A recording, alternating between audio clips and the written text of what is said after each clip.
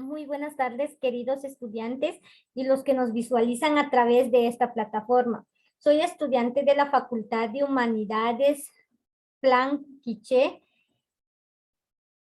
Sábado, cursando el curso de profesorado en Pedagogía y Administración Educativa. Es un placer para mí nuevamente poder compartir con ustedes algunos de los temas que a rama de eso se va desenvolviendo otros temas que son muy importantes para cada uno de nosotros.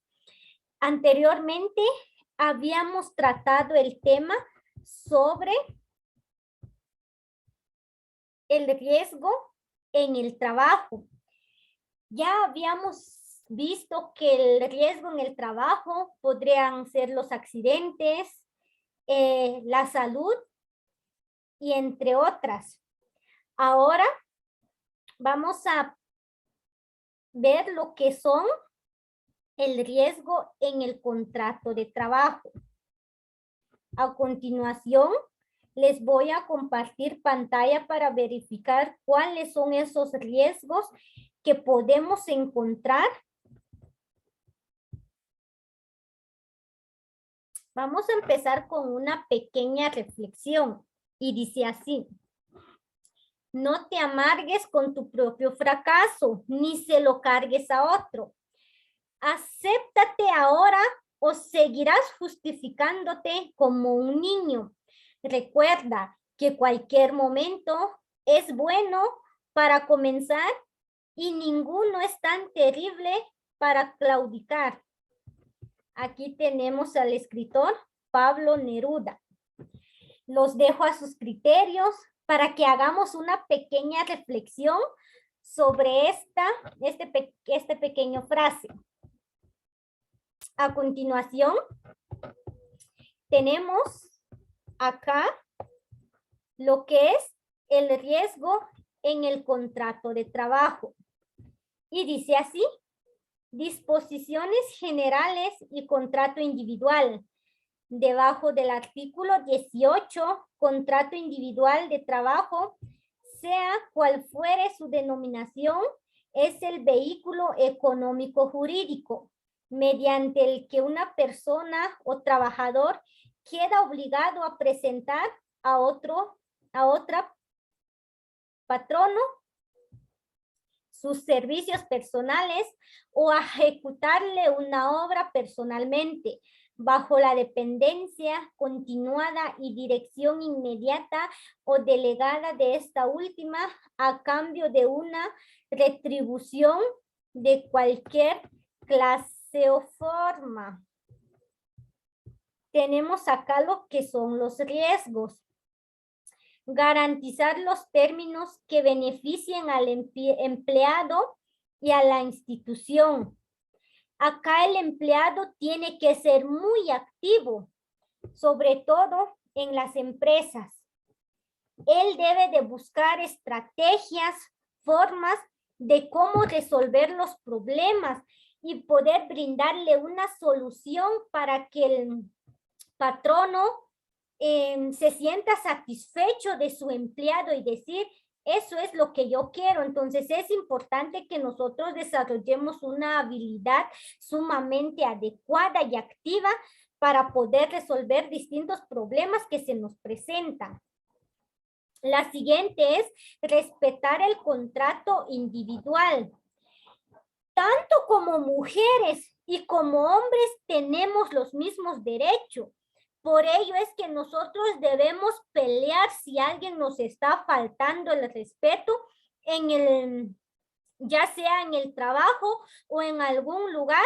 Siempre tenemos que darnos a respetar. La siguiente dice: nadie puede obligar a otra persona a realizar actividades anómalas. Acá tenemos el ejemplo de una mujer embarazada. Las mujeres embarazadas de igual forma tienen ese derecho a pelear los días de descanso. Sin embargo, el patrono o el gerente, quien es el que da las órdenes, él tiene que respetar los días de descansos de la empleada. Sin embargo, él no tiene ese derecho de ir y decir como vas a descansar, entonces yo debo de buscar a otro personal y que se quede en tu puesto y lo siento mucho, te quedas sin tu trabajo. Entonces eso ya sería una falta de respeto y el patrono se estaría faltando el respeto entre sí, porque existen artículos en donde nos indica que todos tenemos los derechos a algunos días de descansos, ya sea por un accidente, como vimos en el riesgo del trabajo, que en ocasiones ocurren más los accidentes. Entonces, el patrono siempre tiene que estar al pendiente de sus trabajadores, verificar qué es lo que está pasando, no perder esa comunicación. Los empleados deben de tener una copia de su contrato. Al empezar o al iniciar a trabajar, ellos se entregan o se les entrega un contrato. Lo que deben de hacer ellos es sacarle una copia del contrato para que si en alguna ocasión llegue a ya sea a hacer algún lío, lo que tienen que hacer ellos es presentar ese contrato, que sí tienen el aval de ese contrato.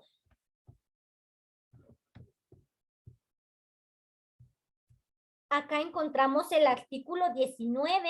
Para que el contrato individual de trabajo exista y se perfeccione, basta con que se inicie la relación de trabajo, de que es el hecho mismo de la prestación de los servicios o de la ejecución de la obra en las condiciones que determina el artículo.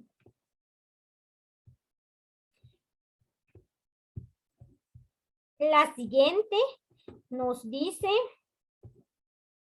si en el contrato individual de trabajo no se determina expresamente el servicio que deba prestarse, el trabajador queda obligado a desempeñar solamente el que sea compatible con sus fuerzas, aptitudes, estado o condiciones físicas y que sea del mismo género de los que formen el objeto del negocio, actividad o industria a que se duplique el patrono.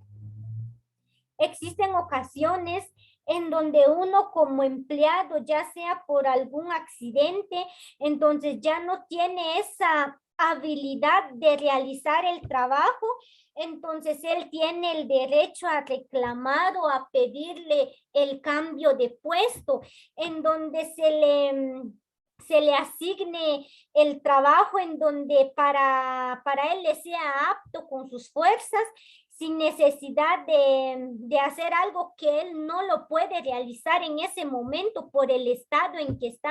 Por ello es de que uno tiene que expresarse a través de la comunicación, porque si uno no dice, entonces obviamente el patrono no se da pues, porque como el empleado no se da a conocer cuáles son esas sus dificultades que él tiene.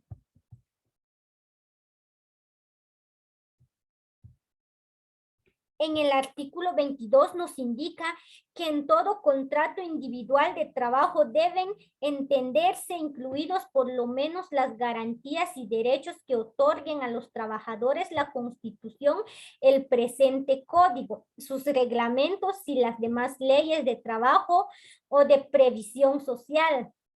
El código es muy importante para que uno lo sepa en qué consiste y a través de ello uno puede defender sus derechos.